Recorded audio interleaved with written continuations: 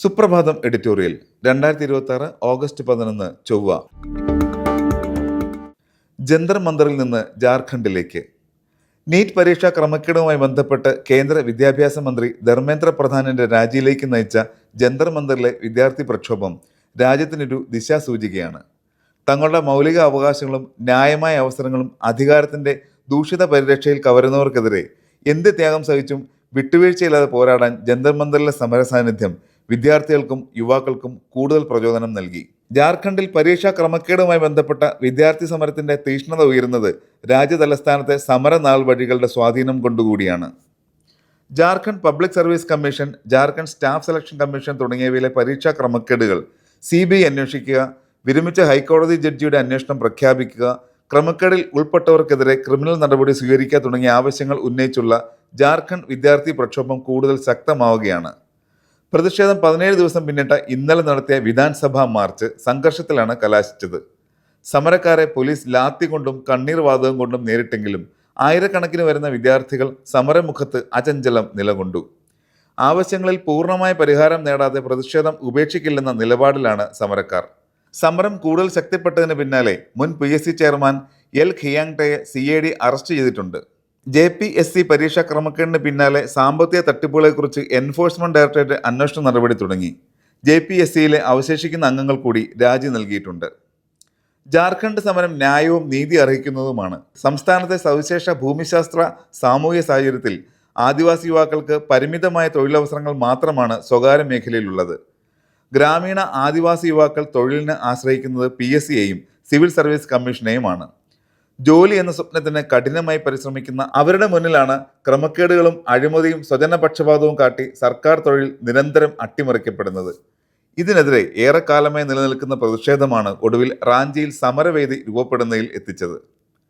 Public service commission നടത്തുന്ന മത്സര പരീക്ഷകളുമായി ബന്ധപ്പെട്ട് ജാർഖണ്ഡിൽ മാത്രമല്ല വിവിധ സ്ഥലങ്ങളിൽ വിദ്യാർത്ഥികളും ഉദ്യോഗാർത്ഥികളും യുവാക്കളും കടുത്ത പ്രതിഷേധത്തിലാണുള്ളത്.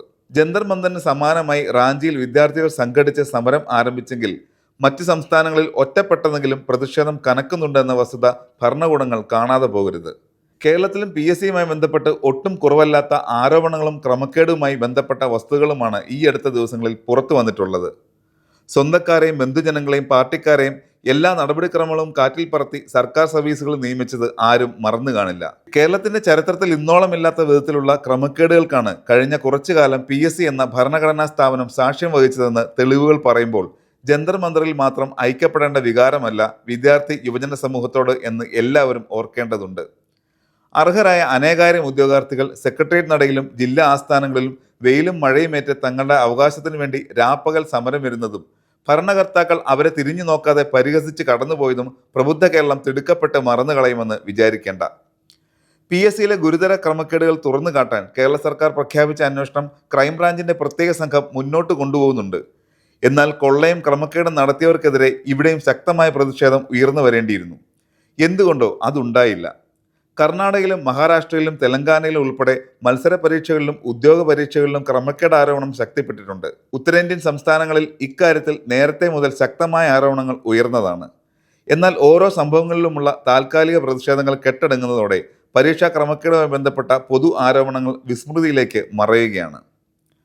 ജന്തർ മന്ദറിൽ നിന്ന് ലഭിച്ച വർദ്ധിത വീര്യമാവാം ജാർഖണ്ഡിലും മറ്റ് പലയിടങ്ങളിലും പരീക്ഷാ ക്രമക്കേടുകൾക്കെതിരെ ശക്തമായ സമരമുഖം തുറക്കാൻ വിദ്യാർത്ഥികളെയും യുവാക്കളെയും പ്രേരിപ്പിക്കുന്നത്. എത്ര തന്നെ നുണപ്രചരണം നടത്തിയാലും എത്രമേൽ പീഡനം സഹിക്കേണ്ടി വന്നാലും ആവശ്യങ്ങളിൽ നിന്ന് പിന്മാറില്ലെന്ന നിശ്ചയദാർഢ്യവും യുവതയ്ക്കുണ്ട്.